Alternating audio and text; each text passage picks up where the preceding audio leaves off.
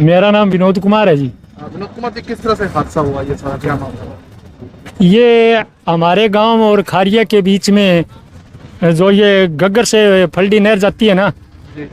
तो हमारे गांव का लड़का है संदीप कुमार जो, और उनके साथ एक रिश्तेदार थे। वो चौटाला से शादी से आ रहे थे, तो वहाँ से जब आए वो, तो वहाँ नाली जो नहर थी वो टूटी हुई थी, और वहाँ पे ना कोई प्रशासन की तरफ से ऐसी कोई व्यवस्था थी भी आगे रास्ता टूटा हुआ है, नाली टूटी हुई है इस तरह से। और जो अभी पीछे जो पाइपें उखाड़ी गई थी, तो वो ठीक ढंग से वो भी ठीक नहीं की गई थी। तो जहाँ कहीं ये लापरवाही कह लो कुछ के लिए, इस लापरवाही की वजह से उस बच्चे की जान गई है। बहुत ही अच्छा बच्चा था, हमारे गांव के लिए बहुत बड़ी घटना है जी। पूरे गांव में ये बहुत बड़ा दुख है इस बात का कि एक इस तरह की एक प्रशासन की छोटी सी लापरवाही से उस बच्चे की जान गई है। जहाँ कहीं इसकी बहुत बड़ी पीड़ा है। तो मैं गरीब घर से है जी, युवा अवस्था ही अभी, और उसके बच्चियाँ ही बच्चियाँ हैं। किस समय हुई सर सुबह घटना ये लगभग 4 बजे के आसपास हुई है जी। वो चौटाला से आ रहे थे शादी से, और 4 बजे के आसपास की घटना है ये। तो ये सड़क टूटी हुई थी? सर उस टाइम नाली का जो पानी बहाव से सड़क टूटी हुई थी, पता नहीं लगा। ठीक है, थोड़ा सा अंधेरा भी था, और ये उनको ये था ही नहीं भी आगे नहर टूटी हुई रो होगी। तो पहले भी लोग कह रहे थे कि यहाँ नहर टूट सकती है, तो प्रशासन को थोड़ा चेतना चाहिए था। लोगों ने पहले ये कह दिया था भी यहाँ नहर टूट सकती है, तो प्रशासन को इसकी ओर ध्यान देना था। और ये लापरवाही की वजह से इस बच्चे की जान गई है जी। कौन सा काम पर करता है आपका? हमारा काम दोथड़ है जी। हाँ जी। तो ये बाइक नहर के बीच में चली गई है, रोड पे रही थी? नहीं, ये अंदर है। गिरने के बाद बह गया था। कम से कम 100 फुट आगे जाके उसकी डेड बॉडी मिली है। एक डेथ होगी, एक दूसरा घायल है जी। उनके भी चोट है काफी। तो दोनों जीजा साले हैं दोनों।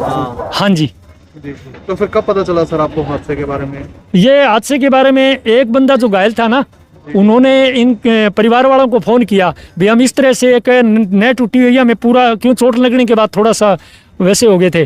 तो उन्होंने फ़ोन किया, फिर ये मतलब 20-25 मिनट लग गए इधर उधर देखते हुए, तो पहुंच गए थे। लगभग आधे घंटे पौने घंटे में पहुंच गए थे। अच्छा बाबू जी, नहर में जब बाइक वगैरह गिरी तो फिर वो बाहर कैसे निकाला गया? संदीप की बात करूं, क्या वो भी नहर में? नहीं, वो तो जी ऐसा है, वो भाव ज़्यादा था, पानी तेज था, तो वो मोटरसाइकिल के नीचे आने से वो एकदम से तो वो आगे चला गया था 100 फुट आगे। जो घायल थे वो बाहर रह गए थे, और जो संदीप था वो आगे बह गया था। तो वहाँ पे इधर उधर देखा भी दूसरा मिल नहीं रहा है, तो वो 100 फुट आगे जाके फिर निकाला है। 2-3 घंटे बाद मिला था सर वो।